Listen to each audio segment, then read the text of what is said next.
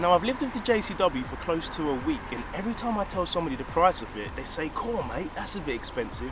A bone spec JCW will run you £32,000 compared to a Fiesta, which will cost you around 27, and an i20N, which will cost you 26. Now I know Mini's partnered up with BMW, but surely that can't be a reason why the price tag is quite high. But it's a pocket rocket, and they're meant to be a lot of fun, but with this being quite a prestigious brand, does it make up for the price tag?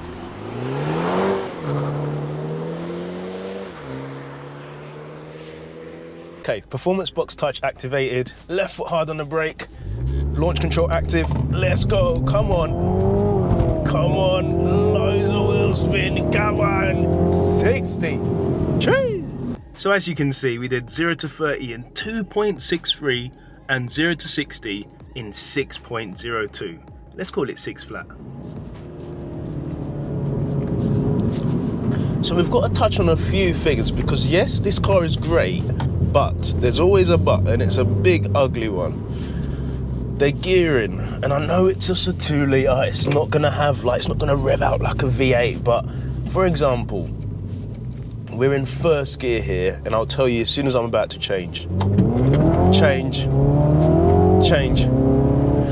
The gears are just a bit short, and I know, probably in my opinion, this is better suited for a manual, and if you did have a manual, you get a bit more enjoyment out of it, but when you're at a traffic light and you want to put your foot down, you put your foot down, and then it's over, wait for the torque, and then it's in again. And I know, like I said, this is a pocket rocket. I'm not expecting to get loads of rev range and loads of shoves in the back, but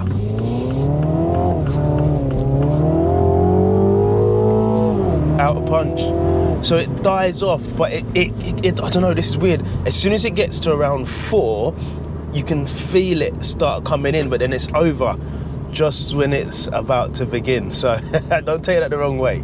So a little pet hate of mine, maybe it's because I've got weird fingers or a big thumb, but the limb button is right next to the cruise control, which where it should be, but I feel like the shape of it and how it works over here doesn't really help, because I'm on the motorway, I'm doing 65, and I want to go up to 70, and I just want to press the plus button to take it back up to 70, and as soon as I do that, bang, limb hits, and it's quite worrying, because you're driving along, all of a sudden a cut of power, and you're not going anywhere. So that's, I don't know, it's BMW traditional fashion. I've had that happen to me on a track day. So I've been on track, changing up the gears, then I want to change down, which is obviously on the left side of the steering wheel. And as I change down, I in fact press the limb button at say 60 mile an hour. Bearing in mind, I've got a car behind me. It's not the best position, if I'm being brutally honest.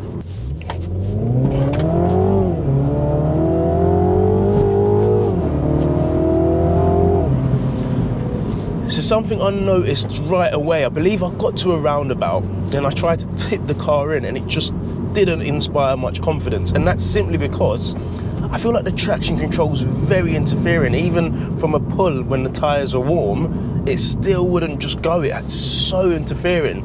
But now when you flick the button down here to traction, which is like the halfway medium for traction control, the car then tends to come alive a bit more, which is great. But when you do want to just push on and get to your favourite road, and you get to a bit where you can kind of get a bit more angle on the steering, it's so interfering. The car just wants to wash wide, it understeers like mad. But like I said, it's literally, I call it the wake up button.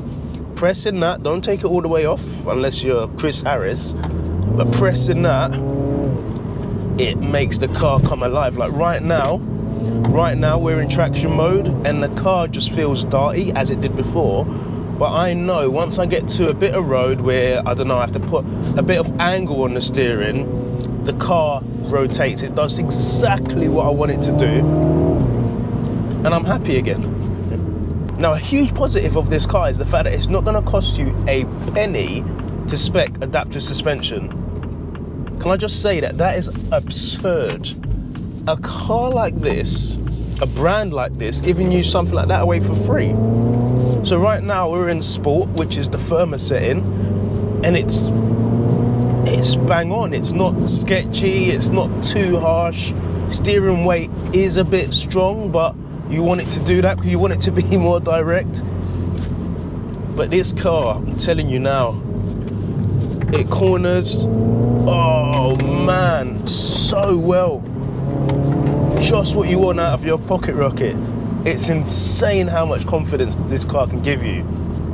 And now we literally flicked our drive mode back into mid, which is comfort, gearbox back into drive, and it's not crashy, it's very compliant. Yeah, it's spot on. And this is an optional extra that is going to cost you 0 pennies. That is a big win, definitely, for a pocket rocket. So now this car is absolutely tiny, and we all know that. It's a pocket rocket, it's a JCW, it's a Mini.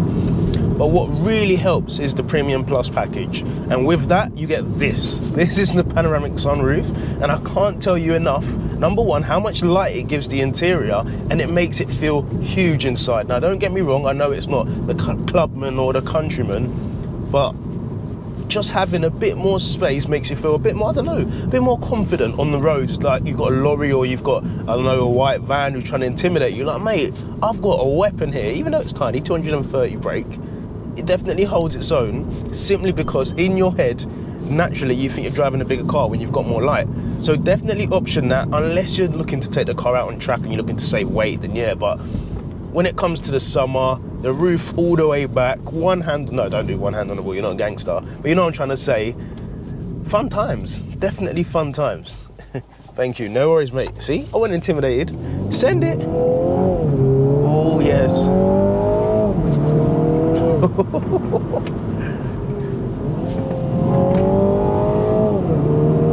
Yeah, I feel like this is the right amount of power for a pocket rocket.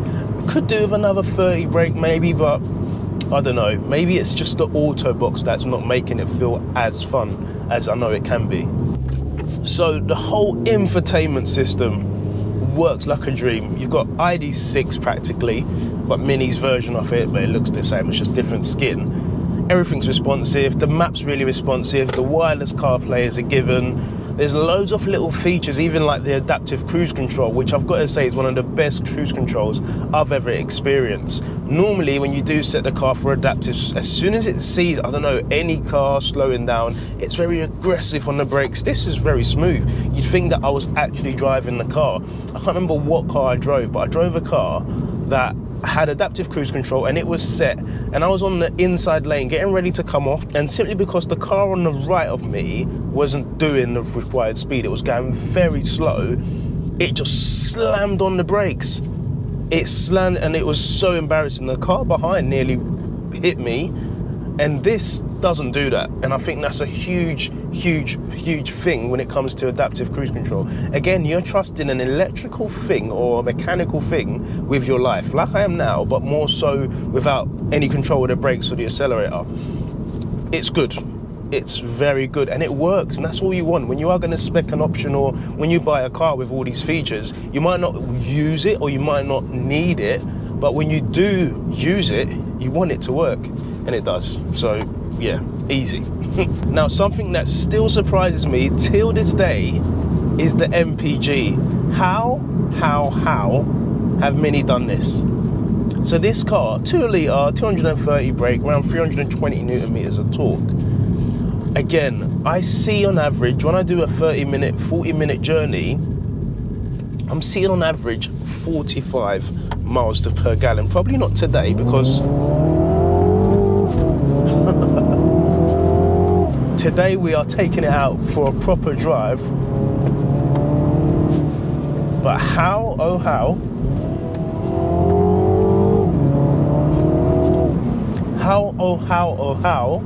is this car doing 45 miles per gallon?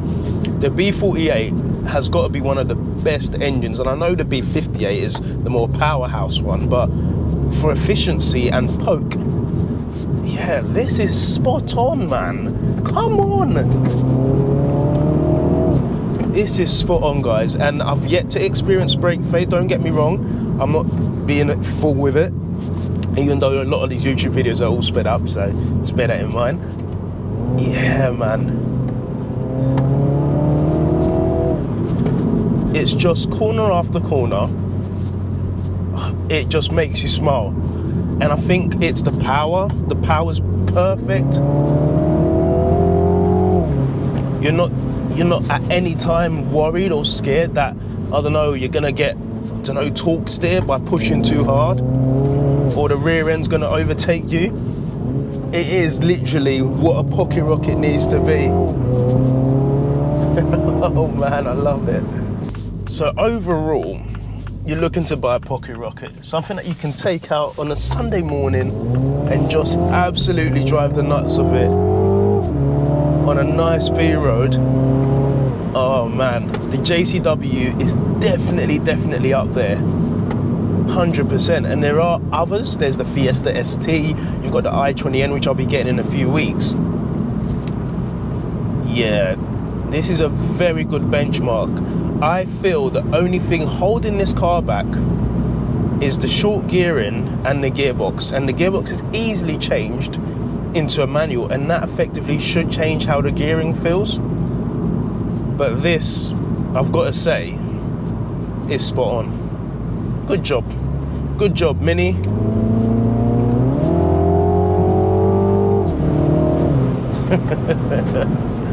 Oh, what a hoot.